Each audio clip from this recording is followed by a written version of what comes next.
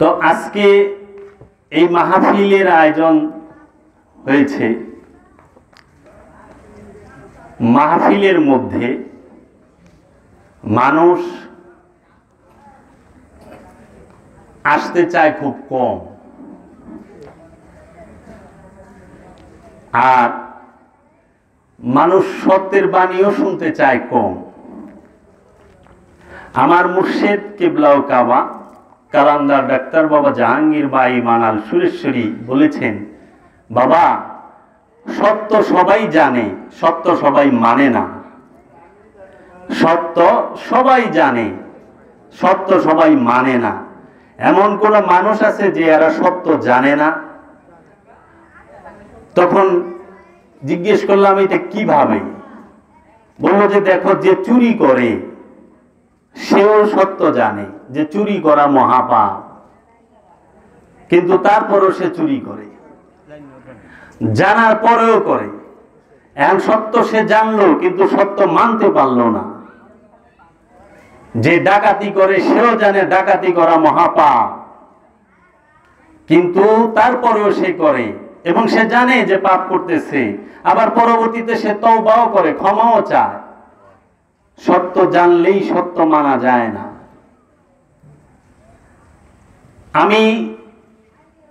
আপনারা মাহফিলে কেন আসবেন?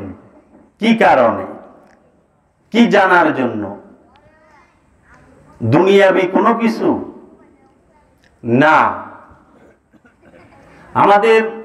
আমরা যে এত ইবাদত বন্দিগি করি, এই ইবাদত বন্দিগির মূল কি? মূল উদ্দেশ্য কি? মূল উদ্দেশ্যই হচ্ছে একটা। এই মূল উদ্দেশ্য একটাই। সেই একটা উদ্দেশ্য কি? যে আমাকে জানার জন্য, চেনার জন্য, নফসকে জানার জন্য, চেনার জন্য। দয়াল রাসূল সাল্লাল্লাহু আলাইহি ওয়াসাল্লাম বলেছেন, মান আরাফা নাফসাহু ফাকাদ আরাফা রাব্বাহু। যে তার নিজের নফসকে চিনতে পেরেছে, নিজেকে চিনতে পেরেছে, কোনো সন্দেহ নাই সে তার রবকে চিনে ফেলেছে। তাহলে মূল হচ্ছে নিজেকে চেনা, নিজেকে জানা। আর যা কিছু আছে সমস্ত কিছুই অনুষ্ঠান। নিজেকে জানা হচ্ছে মূল। আমি আজকে যে ব্যস্ত হয়ে গেছি দুনিয়ার জন্য, সম্পদ অর্জনের জন্য, বাল বাচ্চার জন্য, পরিবারের জন্য, ক্ষমতার জন্য, কোনো কিছু আমার সাথে যাবে না। যাবে আমি যখন দুনিয়া থেকে এই দেহ ত্যাগ করব, আমার প্রাণ যখন দেহ ত্যাগ করবে, এই দুনিয়া থেকে চলে যাব, তখন আমার সাথে না যাবে আমার স্ত্রী, না যাবে আমার সন্তান, না যাবে আমার পরিবার, না যাবে আমার আত্মীয় স্বজন, না যাবে কোনো সয় সম্পদ। শুধু আমি একা, আমি ছাড়া কেউ না। তাহলে ধর্মের মূল একটি উপদেশ, সেই উপদেশটি কি? সারা কোরআনুল কারীমের মধ্যে যত প্রকার আদেশ নির্দেশ আছে, যত প্রকার আদেশ নির্দেশ, এই কোরআনুল কারীমের মধ্যে 114টা সূরায় 6236 আয়াতের মধ্যে যত প্রকার আদেশ এবং নির্দেশ আছে, সমস্ত কিছুর মূল হচ্ছে একটি। সেটা কি? মিন শাররিল ওয়াসওয়াসিল খান্নাস। তুমি তোমার নফস থেকে শয়তান রূপী খান্নাসকে তাড়িয়ে দাও, খান্নাসের কুমন্ত্রণা হতে মুক্তি নাও।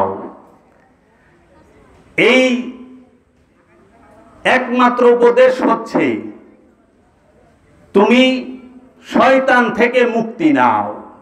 খান্নাস রূপী শয়তান থেকে মুক্তি নেওয়াটাই ধর্মের একমাত্র মূল উপদেশ। এখন আমি কিভাবে নেব? আমি কি জানি তার সম্পর্কে? আল্লাহ পাক কোরআনে কি বলেছেন সেই সম্পর্কে আমার ধারণা আছে? সমগ্র সৃষ্টি রাজ্য তিনটা জিনিসের ভেতরে বাঁধা।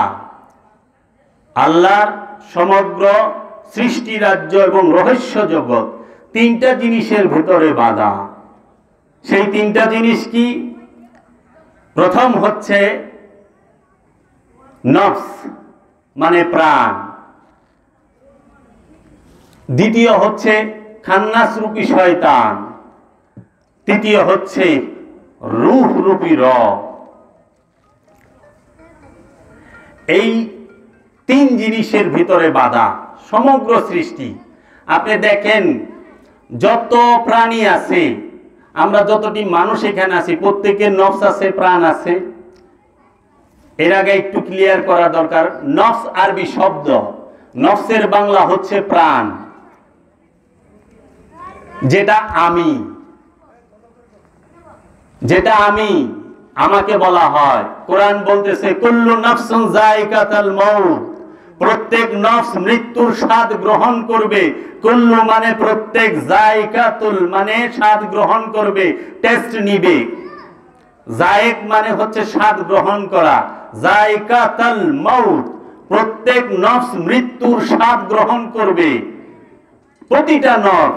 এখানে কিন্তু বলে নাই কুল্লু ইনসানু যায়িকাতুল মাউত, এটা বলে নাই কোরআনে। কোরআনে এটা বলে নাই কুল্লু নাসুন যায়িকাতুল মাউত, এটাও বলে নাই।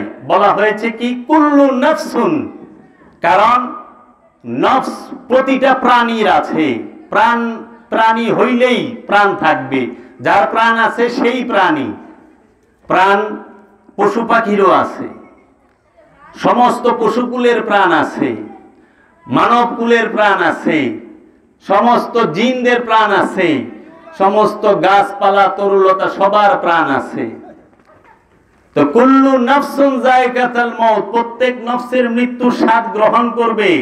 তাও কয়বার? একবার, বারবার না, একবার। প্রত্যেক নফস মৃত্যুর স্বাদ গ্রহণ করবে। আমার কি নফস সম্পর্কে কোনো ধারণা আছে? আপনাদেরকে আমি একটা প্রশ্ন করি, দয়া করে আপনারা একটু উত্তর দিবেন, এটা তাহলে আমার আলোচনাটা আগাবে। শয়তান কোথায় থাকে? আপনারা যেটা জানেন সেটা বলবেন। শয়তান কোথায় থাকে? আল্লাহ শয়তানকে থাকার জায়গা কোথায় দিছে? একটু দয়া করে বলবেন। আপনারা যেটা জানেন, শয়তান কোথায় থাকে? বাহিরে, দুনিয়ায়? কোথায় থাকে? শয়তান থাকে মানুষের অন্তরে, মানুষ আর জিনের অন্তরে। শয়তানের একমাত্র বাসস্থান হচ্ছে জিন এবং ইনসানের অন্তর। জিন এবং ইনসানের অন্তর ছাড়া এই খান্নাস রূপী শয়তানের থাকার আর কোনো জায়গা নাই। কারণ কুরআনুল কারীমে বলা হচ্ছে ইউসাব্বিহু লিল্লাহি মা ফিস সামাওয়াতি ওয়া মা ফিল আরদ, আসমান জমিনে যাহা কিছু আছে, এই পৃথিবীর মধ্যে যাহা কিছু আছে, সমস্ত কিছু আল্লাহ তাসবিহ পাঠ করে। আমা খালাকতুল জিন্নি ওয়াল ইনসি ইল্লা লিয়াবুদুনি, আমি কি জিন এবং ইনসানকে আমার ইবাদত করার জন্য তৈরি করি নাই? প্রশ্নবোধক, ইন্টারোগেটিভ প্রশ্ন করেছে আল্লাহ রাব্বুল আলামিন। আমি কি এই জিন এবং ইনসানকে আমার ইবাদত করার জন্য তৈরি করি নাই? তার মানে ইবাদত করতেও পারে, নাও করতে পারে। আমরা এই বিদ্যালয়ের মাঠে বসে রইছি, এই বিদ্যালয়ের মাঠে যে আমরা আছি, এইখানে এই বিদ্যালয়ের মধ্যে আপনার সন্তান স্কুলে আসছে কিনা আপনি আপনার স্ত্রীকে জিজ্ঞাইতে পারেন। সন্দেহ আছে তো, এই বাচ্চা কি স্কুলে গেছে না যায় নাই, তার মানে সন্দেহ আছে। আল্লাহ পাক বলছে আমি কি তোমাদেরকে আমার ইবাদত করার জন্য তৈরি করি নাই? কেন বললো? কারণ স্বাধীনতা দিছে দেখা, মানুষের স্বাধীনতা আছে।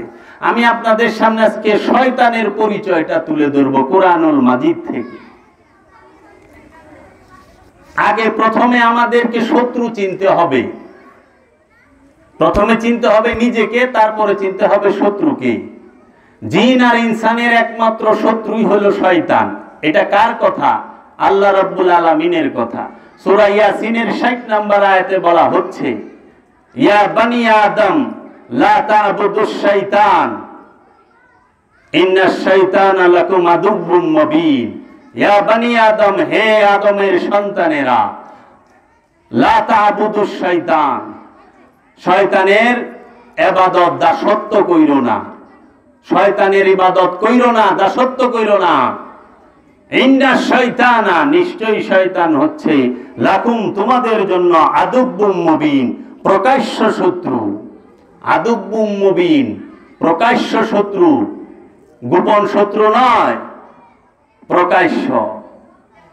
এই শয়তানের দাসত্ব করতে আল্লাহ রাব্বুল আলামিন নিষেধ করেছে। তার মানে মানুষ শয়তানের দাসত্ব করে। যদি নাই করতো আল্লাহ রাব্বুল আলামিন কেন বলল যে শয়তানের দাসত্ব কইরো না? শুধু একবার বলে নাই, অসংখ্যবার বলেছে কুরআনুল মাজিদের মধ্যে।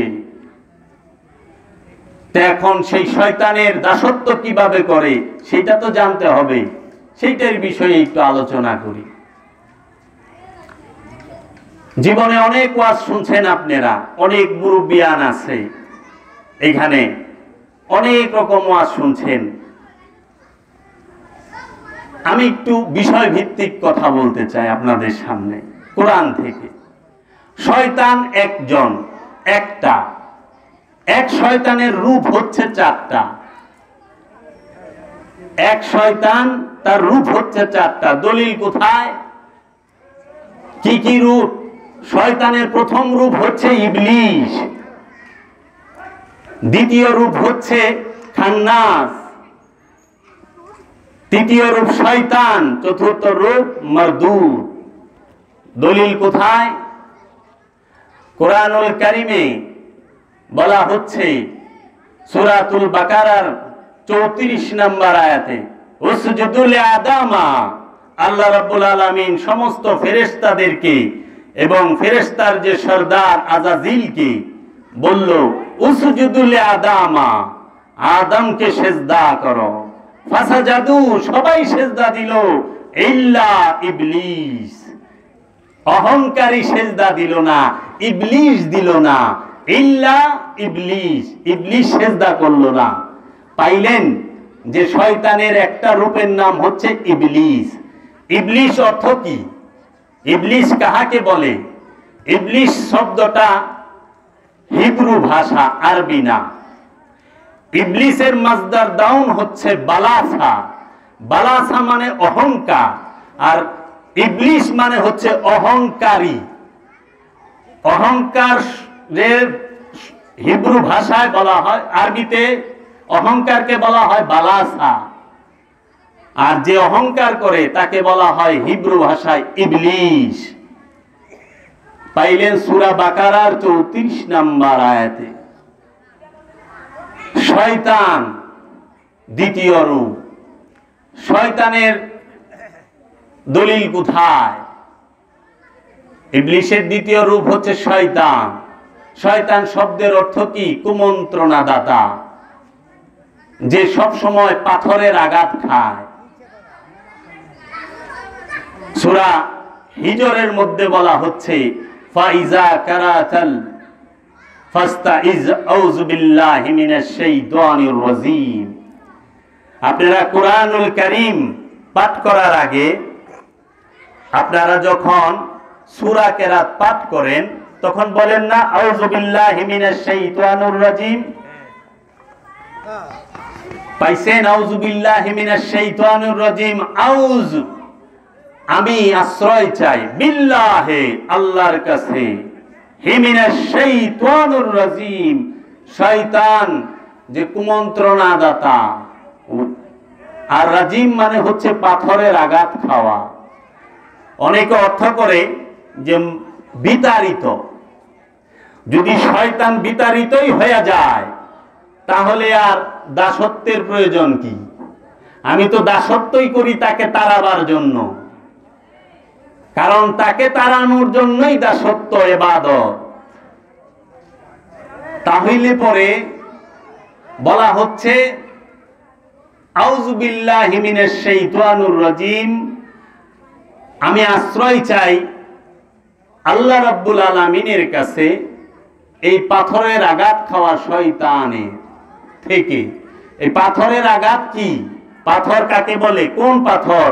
এই বস্তু জগতে যে পাথর, এই পাথর। এই যে আমরা ইটা আদলা দিয়ে এই পাথর, মাটির পাথর, এই যে মাটি দিয়া যে চাকা, এই পাথর না, না, এই পাথর নিয়ে আমি আলোচনা করব সামনে। আমি আগে পরিচয়টা বলে নেই। এক শয়তানের রূপ চারটা পাইলাম কি? ইবলিস, শয়তান। আর তালিবুদ দুনিয়া মরদুদ, যারা শুধু দুনিয়া দুনিয়া করে তারা দুনিয়াদার, মরদুদ। দেখবেন অনেক মানুষ আছে শুধু সম্পদ সম্পদ করে, সম্পদ সম্পদ, তার পেট আর ভরে না। এত সম্পদ হয়ে গেছে তারপরও পেট ভরে না। 100 কোটি টাকার মালিক হয়েছে, পেট ভরে নাই। 1000 কোটি টাকার মালিক হয়েছে, তারপরও পেট ভরে নাই। কয়েক হাজার কোটি টাকার মালিক হয়ে গেছে, তারপরও পেট ভরে নাই। এখন দেশে ব্যবসা শেষ, বিদেশে জায়গা করে, তারপরও পেট ভরে না।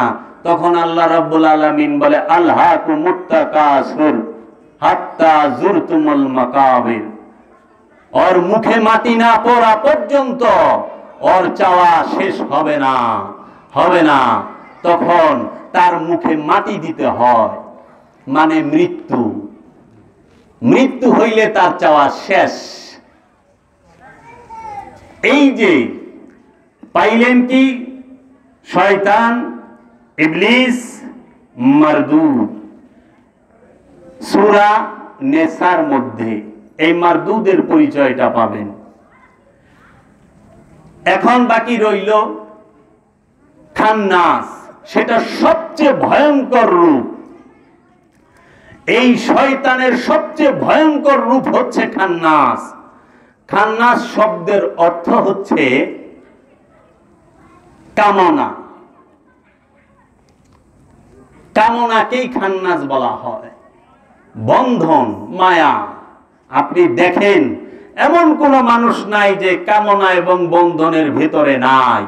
আর যে এই কামনার বাহিরে আছে সেই আল্লাহর ওলি, সেই আল্লাহর ওলি, সেই আল্লাহর রসুল, সেই আল্লাহর নবী।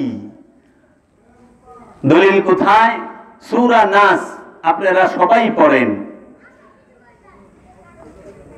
কুল আউযু বিরাব্বিন নাস, মালিকিন নাস, ইলাহিন নাস, মিন শাররিল ওয়াসওয়াসিল খান্নাস।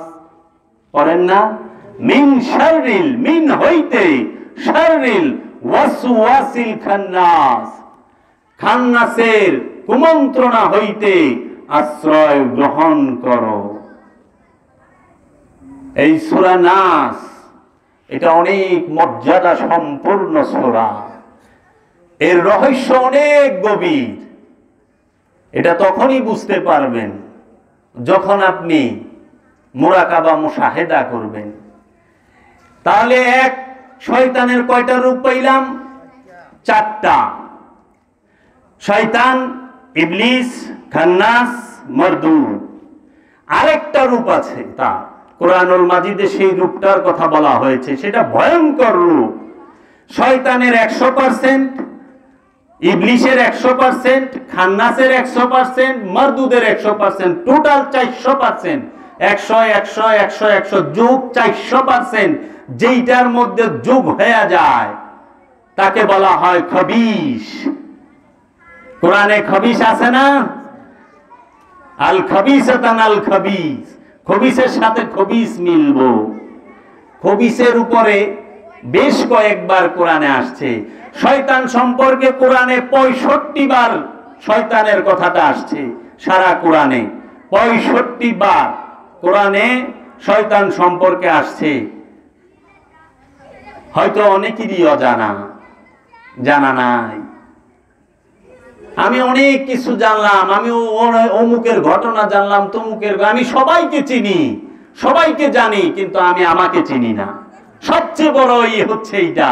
এই 2 চোখ দিয়ে আমি সব দেখি, কিন্তু সবচেয়ে বড় কষ্ট, দুঃখ, এই চোখ দিয়ে আমি আমাকে দেখতে পাই না। আমার চেহারাটা দেখতে হলে একটা আয়না লাগে, আয়না ছাড়া আমি আমাকে দেখতে পাই না। বাবা, যে দেখে সে বলে না, আর যে বলে সে দেখে না। একটু ভাঙিয়া দিই। চোখ দেখে, চোখ কি বলে কোনদিন? চোখ দিয়ে কথা কোন যায় না, কিন্তু চোখ দেখে। বলে না, আবার মুখ বলে কিন্তু দেখে না। মুখ দিয়ে দেখান যায় না। আবার কান কি করে? দেখেও না, বলেও না, শুনে। তো যে শুনে সে বলেও না, যে শুনে সে দেখেও না। আবার যে দেখে সে বলেও না, সে শুনেও না। আবার যে বলে সে শুনেও না, সে দেখেও না। একবার কি আমি আমাকে নিয়ে চিন্তা করি? আমি সবাই নিয়ে চিন্তা করি, কিন্তু আমাকে নিয়ে ভাবার সময় আমার নাই। এই শয়তানের পরিচয় জানতে হবে। আপনি শয়তানের পরিচয় জানতে পারলে আপনি দাসত্ব করতে পারবেন, আল্লাহর ইবাদত করতে পারবেন। না হলে না যাই না আপনি কি করবেন? কি করবেন? এই জন্য জান শরীফ শাশুড়ি তার মাতাউল উলুম কিতাবের মধ্যে লিখছেন, নূরে হক গঞ্জে নূরের মধ্যে লিখছেন, নূরে হকে হক আছে, হক চিনো আগে, পারো যদি ইবাদত করো শেষ ভাগে। না চিনিয়া ইবাদত করিবে কাহার, না জানিয়া ইবাদত করিবে কাহার, ভূতের বন্দিগি হবে, হবে না খোদার।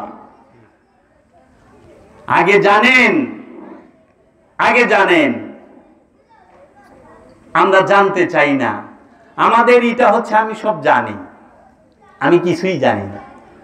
এই শয়তানের 4 রূপ, এই শয়তানের 4 রূপের মধ্যে 19 রকম ধোঁকা আছে, 19 প্রকার ধোঁকা কোরআনুল কারীমেই বলা হয়েছে। শয়তানের প্রথম যেই 19 প্রকার ধোঁকার মধ্যে যেই রকম উদিলান্না, পথহারা করা, অমান্নিয়ান্না, ইয়ানজাগুন্না, নাজাগুন, বাগদা, কাইদা, ইয়াফতিনান্না, উলকি ফিতনাতান, ইয়াদউ আসহাবিস সাইদ। কাইদা বাংলায় বললে বুঝতে পারবেন, পথহারা করে কে? শয়তানে। বিপথগামী করে, সঠিক পথ থেকে সরায় অন্য পথে দিয়ে দেয় কে? শয়তানে। ঘৃণা শিক্ষাকে দেয় শয়তানে। কৃপণতা কে শিক্ষা দেয়? শয়তানে। এই 19 প্রকার ধোঁকার কথা সমস্ত কোরআনের মধ্যে বিভিন্ন আয়াতে আল্লাহ রাব্বুল আলামিন বলতেছেন, আমরা জানি না। শয়তানের পরিচয় সর্বপ্রথম জানতে হবে। আপনি যদি ইসলাম সম্পর্কে জানতে চান, নিজের সম্পর্কে জানতে চান, কিছু জিনিস আপনার জানা প্রয়োজন। সর্বপ্রথম হচ্ছে নফসের পরিচয় জানতে হবে। নফস মানে প্রাণ, নিজের পরিচয়। নফস এবং রূহের পরিচয় জানতে হবে। শয়তান রূপী খান্নাসের পরিচয় জানতে হবে। ওয়াহেদ আহাদের পরিচয় জানতে হবে। জাত এবং সিফাত, গুণাবলী এবং মূল। সিফাত মানে গুণাবলী, জাত মানে মূল। এই জাত সিফাত জানতে হবে। তারপরে কিয়ামত কাকে বলে সেইটা জানতে হবে। সালাত কাকে বলে সেইটা জানতে হবে। সিয়াম কাকে বলে সেইটা জানতে হবে। আমরা তো ভাঙে ভাঙে এইভাবে বুঝাইতে আমরা পাই না এখন। এই শয়তানের 4 রূপ, এই 4 রূপের মধ্যে 19 প্রকার ধোঁকা। এই 19 প্রকার ধোঁকা দিয়ে এই শয়তান মানুষকে জাহান্নামের মধ্যে ভালায় দেয়। মানুষ দুনিয়ার জন্য পাগল। কোরআনে কারিমে আল্লাহ পাক বলছে, দুনিয়া তো একটা রঙ্গমঞ্চ। দুনিয়া একটি রঙ্গমঞ্চ। দুনিয়া হচ্ছে মাতাউল গুরুর। সূরা আল ইমরানের 185 নম্বর আয়াত খুলে দেখবেন, বলা হচ্ছে মাতাউল গুরুর। আবার আল্লাহ পাক কোরআনে এটাও বলতেছেন, আমি এই দুনিয়া তোমাদেরকে এই সম্পদ এবং সন্তান দিয়েই শাস্তি দিব। তাহলে দুনিয়া কি আর পৃথিবী কি আর আসমান কি? দুনিয়া বলতে কিন্তু আপনি এইটা বুঝেন না। এই যে মাটি, এই নদী নালা পাহাড় পর্বত, এটা কিন্তু দুনিয়া না। এটা দুনিয়া না, এটাকে কোরআনুল কারীমে বলা হচ্ছে আরদ, মানে পৃথিবী। আরদ, পৃথিবী বলা হয়েছে। আর দুনিয়া কাকে বলে জানেন? দুনিয়া বলা হয়েছে মনের সৃষ্ট কল্পনাকে। মনের সৃষ্ট কল্পনাকে, নিজের ইচ্ছাটাকেই দুনিয়া বলা হয়েছে। তুমি দুনিয়াতে বাস করতেছ, আল্লাহ পাক বলতেছে তুমি দুনিয়া থেকে বের হও, দিনের মধ্যে প্রবেশ করো, তোমরা আমার দিনে প্রবেশ করো। পৃথিবীর মধ্যে বলে নাই। আমরা সবাই পৃথিবীতে থাকি বাড়ি ঘর কইরা, কিন্তু আমাদের যে মনের কল্পনা এইটা হলো দুনিয়া। কি রকম? আমি আমার ছেলেটাকে ডাক্তার বানাবো, মাত্র পোলা হইছে। আবার অনেকে তো ইমন কল্পনা করে বয়ে থাকে ছেলে অনের আগেই, জানো আমাদের ছেলে হইলে আমরা ডাক্তার বানাবো, ইঞ্জিনিয়ার বানাবো, শিক্ষক বানাবো, মৌলানা বানাবো, হাফেজ বানাবো। আগে এরা ইবার দেন, এর বড় উইবার দেন না, ওই যে কল্পনা।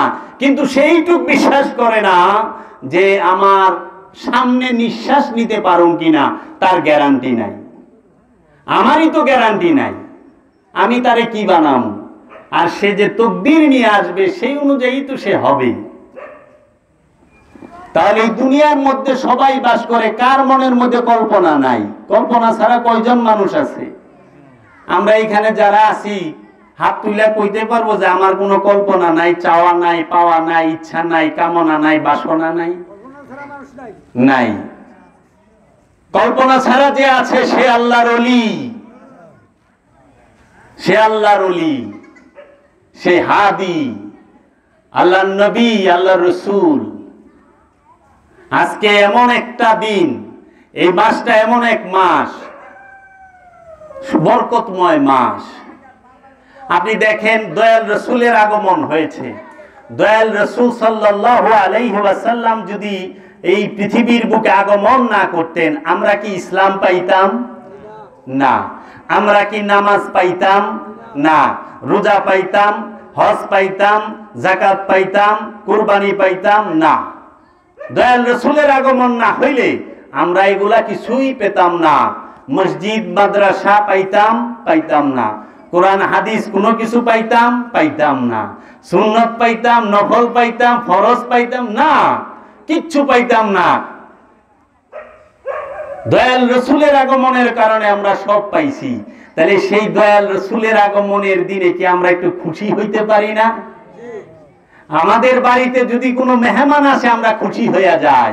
আমার যদি কোনো সন্তান জন্মগ্রহণ করে আমি খুশি হইয়া যাই না? তাহলে যেই দয়াল রাসূল রাহমাতাল লিল আলামিনের আগমন হয়েছে তার জন্য আমি একটু খুশি হইতে পারি না? ওই খুশি হইতে গেলে আমাকে দেখতে হয় এটা এই জায়গায় আছে কিনা, এজমা কি আছে কিনা, কোরআন হাদিস আছে কিনা, ফলনা কিনা, এত কিছু কেন? খুশি হইতে তো এত কিছু লাগে না। এটা হলো মহব্বত। মহব্বত মহব্বত করতে এত কিছু লাগে না।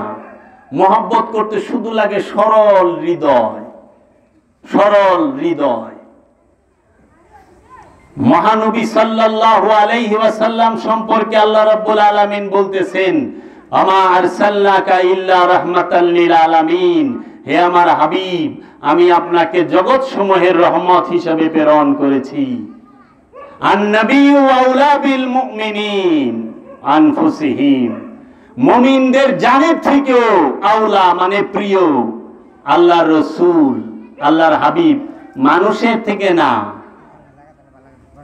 আমানু থেকে না। কি মুমিনের? আমি কি জানি মুমিন কাকে বলে? আমি কি জানি আমানু কাকে বলে? এই শিক্ষাগুলো আমাদের প্রয়োজন, যেটা আমি আমাকে সংশোধন করতে পারবো। আমানু কাকে বলা হয়? মানুষকে, আমানুকে, জিনকে, ইনসানকে, মুমিনকে, মুহসিনিনকে, মুত্তাকিকে, এইগুলা হচ্ছে আমার জানতে হবে। তো এই দয়াল রাসূলের দ্বারা আমি সব পাইলাম। সেই দয়াল রাসূলের শানে কি আমি একটু দরুদ পড়তে পারি না? পারি। আল্লাহ বলতেছেন, ইন্নাল্লাহ, নিশ্চয়ই আমি আল্লাহ, ওয়া মালাইকাতি, এবং মালাইকাতি, আমার ফেরেশতা সমূহ। মালায়েক আরবি শব্দ, ফেরেশতা কিন্তু আরবি না। ফেরেশতা হচ্ছে ফার্সি শব্দ। আমরা কিন্তু সবাই ফেরেশতা ফেরেশতা জানি, কিন্তু কোরআনে আরবিতে মালাইক বলা হয়। ফেরেশতা হচ্ছে ফার্সি। যেই রকম সালাত শব্দটা আরবি, নামাজ শব্দটা ফার্সি। নামাজের বাংলা কি? আমি তো আরবি জানলাম, আরবিতে বলা হয় সালাত, ফার্সিতে বলা হয় নামাজ। বাংলায় কি বলে? বাংলায় বলে সংযোগ এবং যোগাযোগ প্রচেষ্টা। সংযোগ প্রচেষ্টা এবং যোগাযোগ প্রচেষ্টা কার সাথে? রবের সাথে। রবের সাথে সংযোগ এবং যোগাযোগ প্রচেষ্টাকেই বলা হয় সালাত। আপনি যে মসজিদে যান, সালাত করেন, রবের সাথে সংযোগ এবং যোগাযোগ প্রচেষ্টার জন্য ওইখানে দাঁড়াবেন, দুনিয়াকে নিয়ে যায়েন না। আর দুনিয়া থাকে কোথায়? মাটিতে না, অন্তরে। দুনিয়ার বাসস্থান হচ্ছে অন্তরে, শয়তানের বাসস্থানও অন্তরে। শয়তান দেহে থাকে না, কারণ দেহ মুসলমান। সমস্ত সৃষ্টি রাজ্য, আসমান জমিন গাছপালা তরুলতা যাহা কিছু আছে সব তৌহিদে বাস করে। একমাত্র জিন আর ইনসান তৌহিদে বাস করে না। এখন এই তৌহিদে প্রবেশ করতে হইলে কি করতে হবে? এই শয়তান রূপী খান্নাসকে তাড়াইতে হবে। তাই আল্লাহ রাব্বুল আলামিন কুরআনুল কারীমে সূরা বাকারায় বলতাছে, ফি কুলুবিহিম মারাদুন ফাজাদাহুমুল্লাহ মারাদা। ফি মধ্যে, ফি শব্দের অর্থ হচ্ছে মধ্যে, কুলুবিহিম তাহাদের কলবের মধ্যে। দেখেন এখানে কিন্তু বলে নাই দেহের মধ্যে, বলছে ফি কুলুবিহিম তাহাদের কলবের মধ্যে মারাদুন। মারিদ মানে রোগী, মারাদুন মানে রোগ। যারা আরব রাষ্ট্রে গেছে, সৌদিতে গেছে কিংবা বাহরাইন কাতারে গেছে তারা জানে আনা মারি, আমি অসুস্থ, আরবিতে বলে। তো মারিদ শব্দের অর্থ হলো অসুস্থ। ফি কুলুবিহিম মারাদুন, তাদের কলবগুলো অসুস্থ, রোগগ্রস্ত, ব্যাধিগ্রস্ত। ফাজাদাহুমুল্লাহ মারাদা। ফা সুতরাং জেদা মানে বেশি, আমি বেশি কইরা দেই। হুমুল্লাহ মারাদা রোগ, আমি তাদেরকে আরো বেশি করে রোগ দিয়া দেই। ফাজাদাহুমুল্লাহ মারাদা। এখন এই কলবের যে রোগ, এই কলবের রোগ সারবেন কেমনে? অন্তরের ব্যাধি কেমনে সারবেন? দেহে যদি রোগ হয়, বসে, দেহে যদি রোগ হয় ডাক্তারের কাছে যাইতে হয়। দেহের রোগ কি? দেহের রোগ হচ্ছে জ্বর, ঠান্ডা, কাশি, হাঁপানি, পাইলস আছে, হার্টের রোগ আছে, কিডনির সমস্যা আছে, ডায়াবেটিস আছে, প্রেসার আছে, আছে না? এগুলা তো দেহের রোগ। ঠিক আছে, দেহের রোগ হইছে, ডাক্তারের কাছে গেলেন, এমবিবিএস ডাক্তারের কাছে। এমবিবিএস ডাক্তারের কাছে গেলেন, স্যার কি হইছে? আমার বুক ধরপড় করে, আমার মাথা ঝিমঝিম করে। উনি শুই না বললো যে এই টেস্টগুলা কইরা নিয়ে আসেন। ব্লাড টেস্ট দিল, সুগার টেস্ট দিল, ইউরিন টেস্ট, প্রস্রাব টেস্ট দিল। আপনি সব করলেন, কইরা রিপোর্ট আইনা দিলেন। উনি দেখে আপনার অসুখের ওষুধ দিল, কিন্তু কলবের রোগের ওষুধ কে দিব? আল্লাহ তো কইতেছে তাদের কলবগুলো রোগগ্রস্ত, ব্যাধিগ্রস্ত। সূরা বাকারার 10 নম্বর আয়াত খুলেন, সূরা বাকারার 7 নম্বর আয়াত খুলেন, দেখবেন বলতেছে ওইখানে আল্লাহ পাক তাদের অন্তরগুলো ব্যাধিগ্রস্ত। তা অন্তরের রোগের ডাক্তার কে? অন্তরের রোগের ডাক্তার হচ্ছে আল্লাহর ওলি। আপনি যখন রক্ত টেস্ট করেন, অন্তরের রোগ কি? দেহের রোগ তো পাইলেন, জ্বর, ঠান্ডা, কাশি, হাঁপানি, অ্যাজমা, ডায়াবেটিস, পাইলস, কত প্রকার রোগ আছে। রোগের শেষ আছে দেহের। বিভিন্ন চোখের সমস্যা আছে, চোখে ছানি পড়ে, কানের সমস্যা, নাকের সমস্যা, জিহ্বার সমস্যা, অনেক সমস্যা আছে। মানলাম পাইলেন, কিন্তু অন্তরের রোগ কি জানেন? অন্তরের রোগ হচ্ছে লোভ। অন্তরের রোগ হচ্ছে হিংসা, অন্তরের রোগ হচ্ছে অহংকার, অন্তরের রোগ হচ্ছে কামনা, অন্তরের রোগ হচ্ছে বাসনা, অন্তরের রোগ হচ্ছে কাম, অন্তরের রোগ হচ্ছে মোহ। এই যে লোভ, এই লোভ কি আপনি এমবিবিএস ডাক্তারের কাছ থেকে সারাইতে পারবেন? পারবেন না। সে তো আপনাকে এই ওষুধ দিতে পারবে না। ওইটা কেমনে সারাইবেন? রক্ত টেস্ট করলে কি রক্তের টেস্টে আসে যে আপনার ব্লাডে এতখানি লোভ আছে? কেউ দিতে পারবো? আমার অন্তরে কতখানি লোভ আছে কেউ বলতে পারবে না। একমাত্র বলতে পারবে আল্লাহর ওলি। আর এই অন্তরের রোগের প্রেসক্রিপশনও দিব আল্লাহর ওলি। আর এই লোভ তাড়াইতে হইলে কি করতে হবে? তাসাব্বুর, ধ্যান করতে হবে, দাইমি সালাত করতে হবে। এই দাইমি সালাতের মাধ্যমে আপনার এই লোভ, হিংসা, কামনা, বাসনা, অহংকার সমস্ত কিছু দূর হবে। দুঃখের বিষয় দাইমি সালাতের কথাটা বলা হয় না। শুনছেন কোনদিন দাইমি সালাতের কথা? স্পষ্ট কুরআনুল মাজিদের মধ্যে আছে, সূরা মাআরিজের 23 নম্বর আয়াতে, আল্লাযিনা হুম আলা সালাতিহিম দায়মুন, আল্লাযিনা যাহারা আলা সালাতিহিম, যাহারা তাহাদের সালাতের উপরে দায়মুনা, সর্বক্ষণ দণ্ডায়মান থাকে। সালাত সর্বক্ষণের জন্য এই দায়মি সালাত করতে হয়। দায়মি সালাতটা তো জানতে হবে। এই দায়মি সালাত জানতে হইলে এই শয়তানের পরিচয়টা আগে জানতে হবে, নফসের পরিচয় জানতে হবে। আমি তো বেশি সময় নিতে পারুম না। কোরআনুল কারীম থেকে আমাদের শ্রদ্ধেয় মাওলানা সাহেব এই শয়তানের পরিচয়, এই দায়মি সালাত সম্পর্কে আপনাদের বলবে। ছেড়ে দেব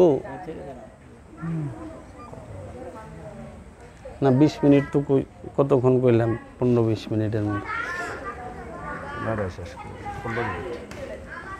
তো দায়মি সালাতের কথা। আপনারা সবাই নামাজ পড়েন, মুসল্লি। জানেন মুসল্লির গুণ কয়টা? বলা হয়েছে মুসল্লির গুণ 8টা। আমি একটু শেষ করে দেব, যেহেতু শয়তানের ওই পরিচয়টা অনেক বড়, আমাকে সময় দিতে হবে কমপক্ষে 3 ঘন্টা। শয়তানের পরিচয় বলবো, নফসের পরিচয় বলবো। মুসল্লির গুণ 8টা। সূরা মাআরিজের 19 নম্বর আয়াতে আল্লাহ পাক বলতেছে, ইন্নাল ইনসানা খুলিকা হালুওয়ান, আমি মানুষকে সৃষ্টি করছি লোভ দিয়া। মানুষ জন্মগত লোভী। মানুষকে আল্লাহ সৃষ্টি করছে লোভ দিয়া। মানুষ জন্মগত ভাবে অহংকারী। কোরআনে বলতেছে মানুষ জন্মগত ভাবে অকৃতজ্ঞ, মানুষ জন্মগত ভাবে কৃপণ। এই সূরা মাআরিজের 23 নম্বর আয়াত আছে। আপনারা সূরা মাআরিজ খুলবেন, সূরা মাআরিজের 19 নম্বর আয়াত থেকে নিয়া আপনারা 43 নম্বর আয়াত পর্যন্ত পড়বেন, পায়া যাইবেন। যা অর্থ সহ যে কুরআনুল মাজিদ সেটা খুলবেন, জানতে হবে। আমি ঘটনা যাই না, কি করুম? ঘটনাটা আমার কি? আমি তো আমারই চিনলাম না। সূরা মাআরিজের এই প্রথম আল্লাহ পাক বলতেছে, ইন্নাল ইনসানা খুলিকা হালুওয়ান, আমি মানুষকে সৃষ্টি করছি লোভ দিয়া, এবং মানুষ অতিশয় অধৈর্য। তারপরে যা বলতেছে, মানুষ অতিশয় কৃপণ, অনেক কৃপণ।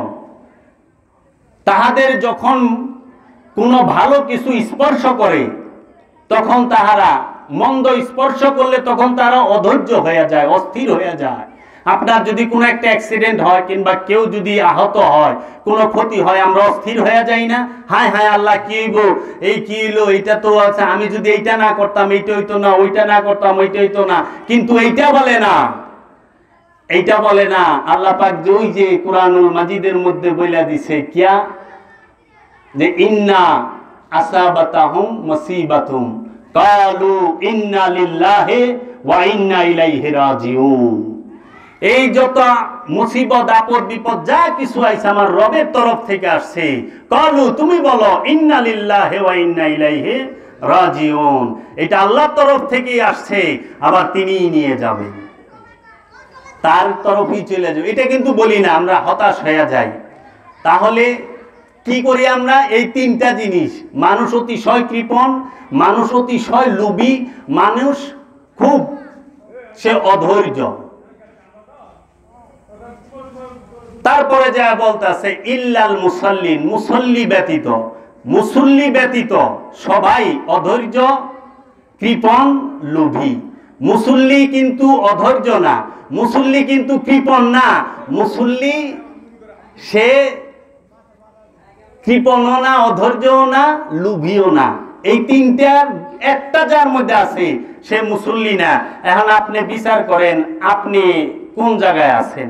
এই বিচারের ভার আপনার হাতে, এই বিচারের ভার আপনার হাতে। এটা কোরআনুল কারীমে বলা হচ্ছে। এরপরে যা বলতেছে ইল্লাল মুসাল্লিন, মুসাল্লিন ব্যতীত, মুসল্লি ব্যতীত, মুসল্লি ছাড়া সবাই অধৈর্য, কৃপণ এবং মুসল্লি ছাড়া তারা বলেন লোভী। মুসল্লি ব্যতীত সবাই লোভী, মুসল্লি ব্যতীত সবাই কৃপণ, মুসল্লি ব্যতীত সবাই অধৈর্য। এখন যায় 8 গুণ বলে। মুসল্লির প্রথম গুণ, মুসল্লি সব সময় দায়মি সালাতের উপরে অবস্থান করে, সর্বক্ষণ সালাতের উপরে দণ্ডায়মান থাকে। 2 নাম্বার, মুসল্লি সব সময়, আমি বাংলায় বলতেছি সময় কম দেখা, মুসল্লি সব সময় জানে তার সম্পদের মধ্যে অন্যের অধিকার আছে, অন্যের হক আছে, গরিব দুঃখী আত্মীয় স্বজন সবার হক আছে, এটা মুসল্লি জানে। 3 নাম্বার, মুসল্লি সব সময় তার রবের আযাব সম্পর্কে ভীতু থাকে, যে আমি কোনো ভুল করলে, আমার দ্বারা কোনো ভুল হলে সঙ্গে সঙ্গে রবের কাছে জবাবদিহি করতে হবে। রবের আযাব সম্পর্কে সতর্ক থাকে। কয়টা কইলাম? 3টা। 4 নাম্বার হচ্ছে মুসল্লি সব সময় তার লজ্জা স্থানকে হেফাজত করে। লজ্জা স্থান কারে কয় জানেন? আপনি মনে করবেন যে যৌন অঙ্গটা লজ্জা স্থান, কখনো না। এইটা হলো একটা অঙ্গ, স্থান না, এর জন্য সময় লাগবে। লজ্জা স্থান হচ্ছে এই আমার এই 2 চোখ আর আমার মস্তিষ্ক। আমি এটা বাংলায় সময় লাগবে, থাক। লজ্জা স্থানকে হেফাজত করে রাখে। কয়টা কইলাম? 4টা। 5 নাম্বার হচ্ছে মুসল্লি সব সময় সে তার ওয়াদা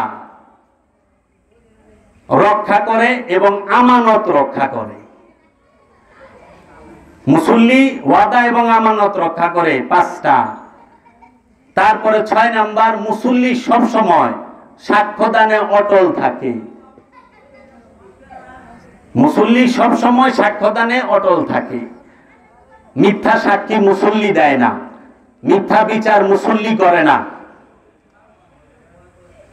মুসল্লি সব সময় তার সালাতকে হেফাজত করে। সালাত খালি করলেই হবে না, হেফাজতও করা লাগবে। সূরা মারিস পড়েন। এই 8 গুণের ভিতরে আপনি বিবেচনা করেন আপনার মধ্যে কয়টা গুণ আছে। অন্যেরে বাদ দেন, আমি নিজেকে নিজে বিচার করি। এই 8 গুণ যার নাই সে মুসল্লি নয়। কোরআনে বলতেছে সালাতের নির্দেশ আমানুকে, ইয়া আইয়ুহাল্লাযীনা আমানু আকিমুস সালাত ওয়া আতুজ যাকাত, হে ঈমানদার সালাত কায়েম করো, যাকাত আদায় করো। মানুষকে কিন্তু বলে না ইয়া ইনসান। তাহলে আমানুটাকে বুঝতে হইব। আমানু কি? আমানু মানে হচ্ছে যে মুখে এবং যে মুখে বলে, স্বীকার করে এবং শুনে স্বীকার করে, যার মধ্যে খান্নাস রূপী শয়তান দুর্বল রূপে আছে, সে আমানু।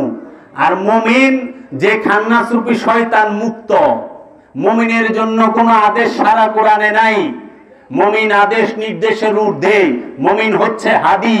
মুমিন সব সময় হেদায়েত করবে, শিক্ষা দেবে। সালাত কার কাছ থেকে শিখবেন? সালাত শিখবেন মুমিনের কাছ থেকে। এর জন্য কোরআনে বলতেছে তুমি সেজদাকারীর সাথে সেজদা করো, তুমি রুকুকারীর সাথে রুকু করো, তুমি সালাতে দাঁড়াও জোড়ায় জোড়ায়। প্রথমে তুমি সালাতে দাঁড়াও জোড়ায় জোড়ায়, তারপরে একা একা। তুমি রুকু করো প্রথমে জোড়ায় জোড়ায়, তারপরে একা একা। কারণ জোড়া মানে মুমিন আর আপনি। মুমিন হচ্ছে হাদি, আপনাকে শেখাবে, আর আপনি হচ্ছেন ছাত্র, আপনি শিখবেন। আমানু ছাত্র, মুমিন শিক্ষক। এখন আমরা লাবড়া পাকায় ফেলাই আমানু আর মুমিনের। এখন তো এমন হাল হয়ে গেছে মুমিনের জ্ঞান দেয় না। খান্নাস রূপী শয়তান মুক্ত যে নফস, সেই মুমিন, যার নফসের মধ্যে বীজ রূপী রূপ প্রকাশিত হয়ে রব রূপ ধারণ করে, সেই হচ্ছেন মুমিন। আর এই মুমিনই হচ্ছে আল্লাহর ওলি, এই মুমিনই হচ্ছে আল্লাহর ওলি।